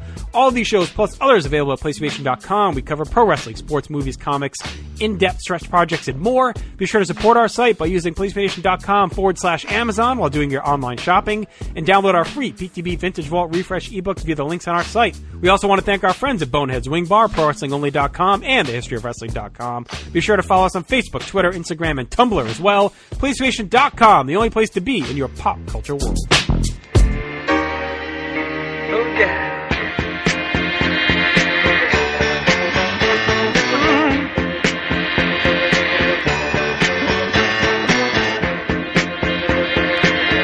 Still don't know what I was waiting for, and my time was running wild, a million dead-end streets, and every time I thought I got it made, it seemed the taste was not so sweet.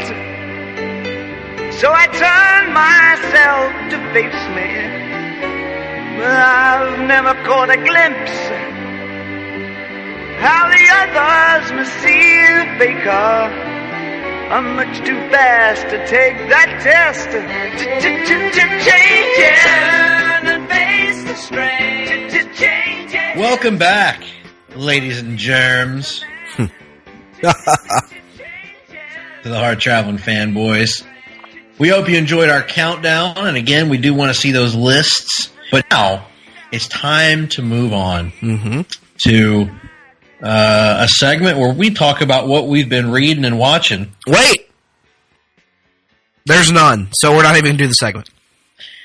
I got nothing. Nope, I got nothing. No reading, no watching. We're lazy as fuck. That's right.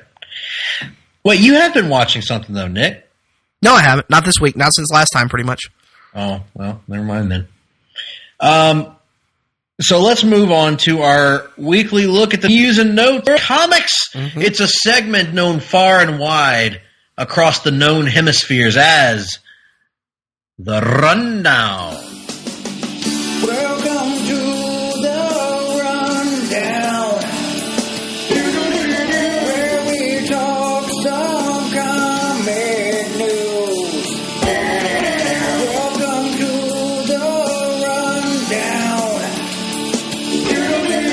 where we talk about movies too. And this month's Rundown by talking about a rather unusual and not well explained decision by DC Comics. And by explained, I mean the details I can't seem to find the story for it. But DC Comics has announced this week that it has partnered with Comixology Unlimited, Kindle Unlimited, and Amazon Prime. Various DC Comics added to Amazon's Comixology Unlimited subscription service. Thousands of single issues and collections have been added to the service. This is in addition to DC Universe, which of course is DC's in-house subscription service that includes movies, TV shows, and comics. Now, Comixology Unlimited is $5.99 a month, flat rate subscription. Also contains some titles from Marvel Comics, IDW, Dark Horse, Boom, Valiant, Dynamite, and others. Available to U.S. residents. DC has also added several collections and original graphic novels to Amazon's other flat-rate reading services, Kindle Unlimited and Prime Reading, which comes with free with your Amazon Prime account, apparently. Although searching titles on mobile anyway is a little difficult, I've found, to find which ones are Prime and which ones are not. But nonetheless, pretty surprising to me to see this announcement, given that DC has its own service. And this is, if anything, this indicates to me that things may not be going very well. Now, with the DC. To be fair, let's say up front, Marvel also houses content on Comixology Unlimited and these other platforms, while also maintaining Marvel Unlimited. So that's fair. They're able to have both. Here's my issue with this. If you're going to take comics content that is not on DC Universe and put it somewhere else, why is it not on DC? Yep. Why did I pay you $75 up front for this service that you promised was going to be, again, your tagline, not mine, the ultimate DC membership, and yet I have to go other places to get things? There's no reason why I should go to Hoopla through my library, College Unlimited, to read, for example, the entire first volume of the Peter David Aquaman. No reason. Why should I have to do that, Greg? Not only that, but you have to pay to go to Comixology Unlimited or Kindle Unlimited to read this extra content. Makes no sense. So if you're going to do this, have it be a small snapshot of what would be available on DC Unlimited or DC Universe. Agreed. But as of right now, it sounds like this is probably going to wind up being more comprehensive than DC Universe comics content. Because it won't be rotational. Because it won't be rotational. So let me tell you what's going to happen with me. When did DC Universe launch?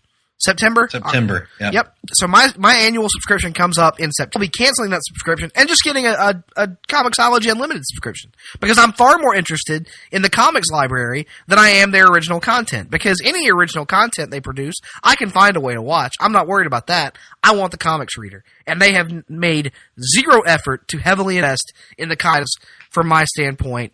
Despite the high-quality video content that's on DC Universe, there's not enough of it. There's not enough comics content. For me, at this point, DC Universe is a bust. I am not willing to go as far as say that it's a bust because I do like the service. I like the functionality of the service. But do you like it relative to the amount? Do you feel like it is a good value for your money? No, it is not worth the money that I paid. Right. For this. That is I my don't use point. it enough for that. Right. And the reason I don't use it enough is because I had to use Hoopla to read a missing issue from our Peter David volume that we were doing, issue 0. And we would probably use DC Universe on if not every month, then every other month to read long book stuff for trades, graphic novels. But we can't rely on it because we don't know which ones are going to be on there from month to month and gone. Now, some of them that are there we can use and have used, but it's just so unpredictable as to what's going to be there and what's going to be gone. The original content is being rolled out slowly. They don't do the Marvel or the Netflix approach of dropping everything where you can bit and paste. Which I understand that's a choice that they made, but it's still something to consider. The overall amount of content at one time just isn't. There's a lot of no question, and I could go through right now and enjoy the service, but is it worth $75? No. Especially considering it's small snippets of various series. You're not going to have. Yeah. There are very few extensive runs on there. Very few. Mm-hmm. And then when you add in the video content is rotation. 1 week The Dark Knight's on there, the next week it's not. 1 week Batman Forever's on there, the next week it's not. There's such the only stuff that seems to be the TV content. And who knows when they're going to decide to randomly take some of that down. Right. I agree, man. I hate to say this because I love the functionality of it. You and I have watched videos on there, and I've read comics on there, and I love their reader. I really do. I think it's more intuitive than a lot of the e-readers that I've used. But none of that matters if the content is not enough to justify the money. We're moving into an environment now, Nick, where we're going to have to spending so much money on streaming different services that it's going to be like it was before with cable. And people are going to have to make tough choices. And right now, DC would be on the outside because, I look at it as, and granted, I come at it from a little bit of because I'm a wrestling fan, and I look at the WWE Network, which I'll admit to you, I haven't watched in 2 weeks probably. But do you think I'm going to let my WWE Network subscription ever expire? Hell no. Because no matter if I go a stretch of weeks without using it, I know that anything that I want to watch in the history of WWE, with some exceptions, is going to be there. And if it's not there now, they're working on it. And for $10 a month. So yes, a little bit more money than DC, but a metric ton more content that will last me. If we didn't have to work the rest of it, Nick, we probably would not be able to find the time in the day to watch everything on the WWE Network. That's absolutely right. And because it showcases DC Universe took an approach that I didn't like from the get-go with the rotational model because it was trying to be all things to all people. The WWE Network is providing one product, is the undisputed best at providing that product on the face of this planet. Marvel Unlimited focuses on providing one product. And I don't care what you say, there is no greater value in comics than Marvel Unlimited. It is unprecedented. DC Universe wanted to be this little snapshot of everything across the DC landscape, and as a result of trying to be all things to all people, it is nothing to no one. I'm just thinking with it at this point. Yep. Now, they have time to fix this. Do they? They've got, because yeah, I mean, we're only in January. With the rumors of the Warner Brothers streaming service launching, do they really? Well, I don't know. I don't know that the the behind the scenes machinations of that. Because honestly, all this announcement, this indicated to me, and plus there's already been reports that came out this week that, you know, sources are talking about how the D is really having a hard time finding subscribers for the service. And if this thing goes on, I wouldn't be shocked, Nick. I'll put it this way. I wouldn't be shocked if this thing goes under and is replaced by the Warner Brothers streaming service. And I hate to say that because I was very excited about it, and I think the people working for this thing. But, you know, like you said, there's just too many issues, too many trying to be all things for all people. And again, I don't know that we've ever gotten a full – if there's stuff that isn't on there, that can't be put on there, we need to know why. You need to tell your audience, we can't put this because it's licensed to somebody else. Because to my eye, it looks like Warner Brothers owns everything from DC, with the exception of crossovers. So, you know, I don't know. I just don't get it. It doesn't make sense to me. And I hope that they can fix it. Because maybe they can say Legends of Tomorrow. I'll probably renew my subscription. But we'll see what becomes of that. You know, I don't know. There's a lot to unpack there. We'll just have to see where it goes. But while we're talking about the DC Universe app, one of the original series that they're going to be unfurling in the next is Stargirl, based on Jeff Johns' Stars and Stripe series and his one of his most beloved creations of Stargirl. Well, they cast the role of Stripe, Pat Dugan, the stepfather of Courtney, Stargirl. And that cast is a pretty big announcement here, Nick. Luke Wilson has been cast as Pat Dugan, a.k.a. Stripe, in the live-action series. He was formerly Stripesy, the team partner of Star-Spangled Kid. Pilots a robotic mech suit to fight crime. And Jeff Johns has high praise for Luke Wilson, who we first saw in Bottle Rocket when he was still working in Hollywood. And yeah, that's a pretty big announcement. I'm excited about it. What do you make of Luke Wilson in this role? Yeah, it's interesting. Between Brendan Fraser and Luke Wilson, you have two former big name Hollywooders whose star admittedly has faded in recent years, but still former big names coming on board for this DC service. That's pretty cool. So it shows DC is willing to invest at least in these properties. But like you said a few minutes ago, makes you wonder if it's worth it if they're having a hard time finding subscribers to this thing. Right, which maybe these shows will be folded into the WB app if that ever becomes a reality. Hopefully that won't just be short-lived, because I like Titans and I like I like the look of these other series that are coming out. Well, speaking of series based on comic book properties, my beloved Scarlet Witch from the Marvel Cinematic Universe. Scarlet Witch and Vision are going to be getting their own TV series. We've reported that here before.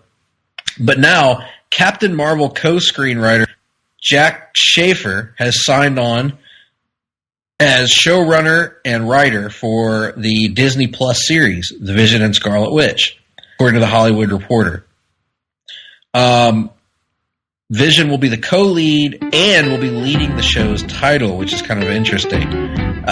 This would be Schaefer's first television project. However, she's become a hot commodity at Marvel as a writer on a script for the upcoming Black Widow film, as well as Captain Marvel. Paul Bettany and Elizabeth Olsen are expected, but not confirmed, to be reprising their roles. I'm pretty excited about this. I've enjoyed their dynamic on the big screen since they introduced it in Age of Ultron, and then especially in Civil War, and then Infinity War. So I'm excited about this, and I don't know much about this writer. We'll see with Captain Marvel here in just a few months how it turns out. Yeah, absolutely. I'm pumped for the show. I'm pumped for this Disney Plus streaming service because it's going to have a lot of original content that I'm excited about. And once we see Captain Marvel, I have a feeling we'll probably be pretty excited, even more excited about this, because if Kevin Feige feels strongly enough about this guy to keep him on after being involved with Captain Marvel, that's probably a pretty good sign. So excited. You mean this lady, guy, whoever.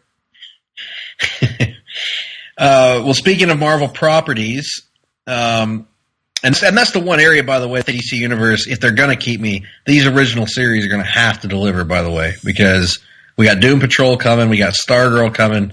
We got Swamp Thing coming. They're going to have to deliver if they want to keep us. Because Disney Plus is bringing it with their shows. It looks like. But is one original series a quarter enough? I don't know. We'll have to see. Sony, of course, is riding the wave of the popularity of Into the Spider-Verse. So much so that now Sony is developing animated TV projects based on characters in that film. So the studio is apparently considering various projects for the various Spider-Verse characters to be developed for television. I'm all for this. I want to see a Spider-Ham series. Spider-Ham. I want Spider-Man Noir in Yes. particular, if they could get Nick Cage to do it. A lot of potential here, Nick. Yeah, I'm all in on this. Do 3 of them. Do like an anime for Penny Parker. Yes, about Peni Parker. Yep. Yes. Peni. You're always going to call it Peni, even though it's a female. Do Looney Tunes inspired Spider-Ham show, and do like a ridiculous, over the top parody show for Spider-Man Noir. Do all these. I'm for it. I'm here. As well, you should be, because Into the Spider-Verse is not just a hit at the box office, not just a hit with the hard-traveling fanboys, but it's also a critical sensation. Yes. Spider-Man Into the Spider-Verse just won Best Motion Picture Animated at the 7th Annual Golden Globe Awards. Beat out Incredibles 2, Isle of Dogs, Mirai, and Ralph. It beat out a fucking Wes Anderson film for a Golden Globe. I'm stunned. That is amazing. Guarantee it won't win the Oscar, but and it beat out a Pixar movie, Incredibles 2. That's pretty damn impressive for Into the Spider-Verse. We discussed it from a technical standpoint. If you're looking at it strictly from an animation standpoint, it was a slam dunk. I actually saw Incredibles 2, and there were a couple other things I think that were nominated that I saw. I didn't see Isle of Dogs. I'm not going to watch Isle of Dogs. However, Wes Anderson can go fuck himself.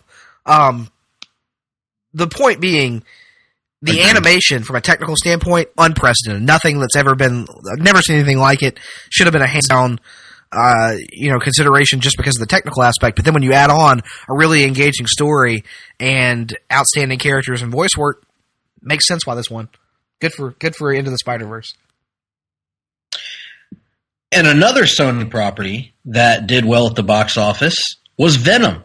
Mm-hmm. The prize hit starring Tom Hardy.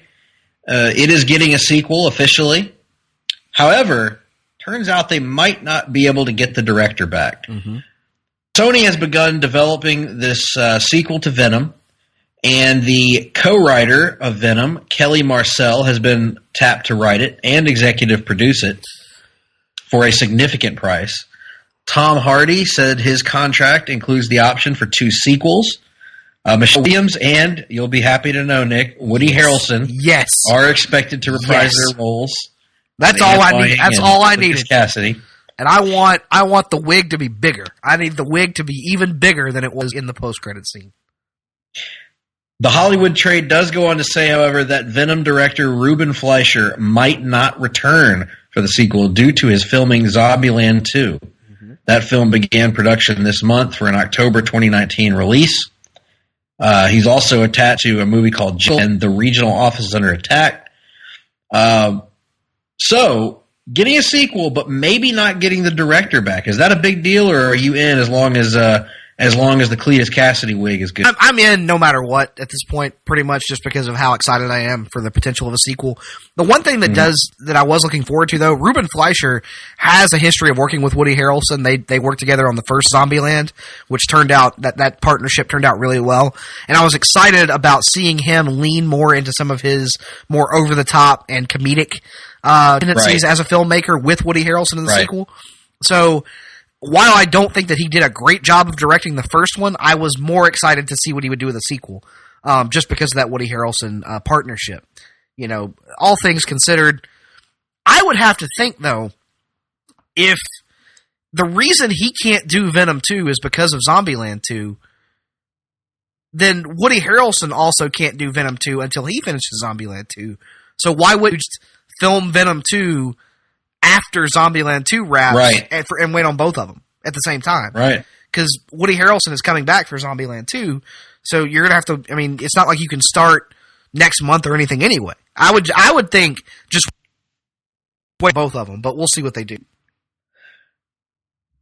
Well, finally, folks, this week in the world of comics, we may be getting in the future, the distant future, a film based on Stan Lee's favorite creation, The Silver Surfer. And the man that wants to direct it, none other than Anchorman director and writer, Adam.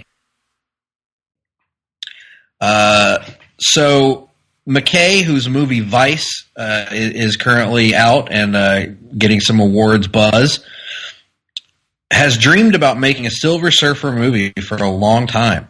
And now, while Marvel has not got access to the Silver Surfer's film rights yet, presumably he will be one of the hundreds of characters that Kevin Feige and Marvel Studios will gain control of with Disney's buyout of 21st Century Fox. McKay has interest in directing a Silver Surfer film, and finally Kevin Feige has now said he's implied anyway that he's willing to talk to McKay about it, that he's excited about the possibility of McKay joining Marvel Studios. And it's kind of interesting because, you know, even though he's directed all these award-winning films in recent years, serious dramas even, I still think of Adam McKay as the SNL writer. Mm-hmm. And so it's kind of Anchorman director. Or the Anchorman director. It's kind of interesting to me to pair him with a character like Surfer that's so based in melodrama and all of that. But at the same time, when you look at the critical buzz that his movies have gotten, and Silver Surfer is a character that's never really been explored in his own movie, I like it. I think this could be really cool. Yeah, I'm down for it. You know, the MCU hasn't really led us astray at this point, and the Fox deal is going to open up all kinds of new avenues for the MCU to explore. So why not go out and get one of the hottest filmmakers out there right now to take on one of the biggest pieces of that acquisition? So I'm all for it. Well, that's the end of the rundown. That's all we got for you this week, folks. Any news or notes you want us to talk about that we didn't get to this week? Shoot us a topic. Shoot us a tweet at gphillips8652 at nickduke87. Well, I can't help but look over at the plasma clock on the wall over here, and I noticed, Nick, there's 1 minute on the clock. Whatever can that mean? Well, I guess it's time for the Wrestling Minute. Time for the Wrestling Minute.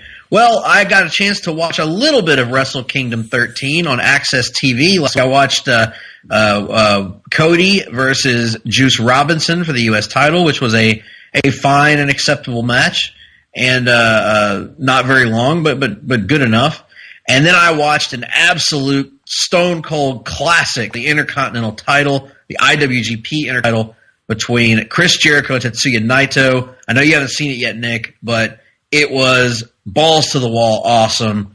A fantastic performance from both guys. Yeah, I haven't had a chance to watch it yet, but I'm looking forward to catching up when I can. And also this week, the official unveiling of All Elite Wrestling and their follow-up to All In, Double or Nothing, that's going to take place in late May from Las Vegas, Nevada.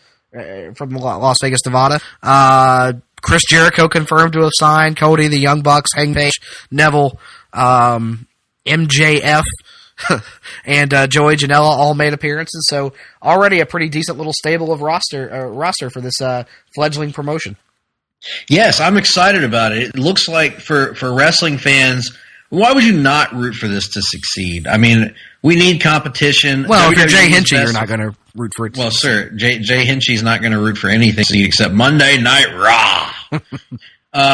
But the WWE needs competition. That's clear. They need it. And I'm not saying this is going to be instant competition. It's going to be a tough battle. But I like the way they're building their brand. I like the roster together. I like the people that are calling the shots. I think there's a lot of potential there. So that's exciting. Also, I watched Tuesday Night SmackDown this week, and it was very, very good. Continuing to enjoy the Daniel Bryan heel turn. Continuing to enjoy everything that Becky and Charlotte do, and continuing to enjoy the emergence of Mustafa Ali as a major player on WWE's main roster. Mm-hmm. All good stuff. Well, speaking of All Elite Wrestling, somebody else who's heavily rumored to be involved with the promotion later this year is, of course, WWE author Jim Ross, who is back once again, ladies and gentlemen, to continue our tradition of playing us off with a little musical outro. Now, to give you a little background, I was flipping through the channels and I came across the Lifetime Network. I don't know, Greg, if you've heard about this, but man, sweeping the world. They've been talking about it at the airports. Surviving R. Kelly. Have you heard about this? Surviving R. Kelly? I have heard about this, Yeah. Nick. I haven't heard many good about Kelly. No, I haven't either. I watched a little bit of it. He's a despicable human being. We knew this 20 years ago. I don't know why it's being treated like breaking news now, but that's neither here nor there. So I thought, or Mr. Ross and I thought that what better way to start the fight against R. Kelly? We're actually going to reclaim. We're going to start to take his music away from him. And so what we're going to do here tonight is we're going to provide you with the new definitive version of one of R. Kelly's greatest hits. So Jim, take it away there. Me. Now, I appreciate that, Duke, as always. And yeah, his name is very similar to my favorite entertainer of all time, the Duke, John Wayne. Now, the Duke wouldn't approve of me singing this song, but I'm going to do it anyway because he's dead and he can't do nothing about it, quite frankly. Now, usually I don't, but go ahead on and break them off with a little preview of the remix. No, I'm not trying to be rude, but hey, pretty girl, I am feeling you. The way that you do the things that you do remind me of my Lexus Q. That's why I'm all up in your grill. You know what you can put on your grill? You can put some JR's barbecue sauce. Just slabber it across some ribs, put it on some chicken. You can put it on some fish. There's a lot of things you can use it on. Anyway, trying to get you to a hotel. You must be a football coach like Lincoln Riley. Now that's a coach. The way you got me playing the field like Baker Mayfield. So, baby, give me that toot-toot, leave you that beat, running her hands through my fro, bouncing on 24s. While they are saying on the radio, it's the remix to Ignition, hot and fresh out the kitchen. Mama rolling, got every man in here wishing. Sipping on Coke and rum, I'm like, what? I'm drunk. It's the freaking weekend, baby. I'm about to have some fun. Oh, yeah.